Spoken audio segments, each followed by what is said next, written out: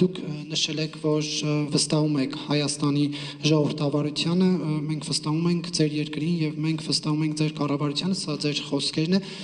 Դուք չեք կարծում, որ ժողովրդավարության ուղին ընտրած Հայաստանը ինչ որ առումով բռնատիրական երկրների հետ պայքարում մնացել է միայնակ կամ ոչ բավարար չափով է ժողովրդավար Եվրոպայից աջակցություն ստանում, մասնավորապես մարդու իրավունքների պաշտպանության առումով, որովհետև հայտնի է, որ Ադրբեջանում դեռ շարունակում են պահվել հայ գերիները, ազգությամբ հայեր, եւ մենք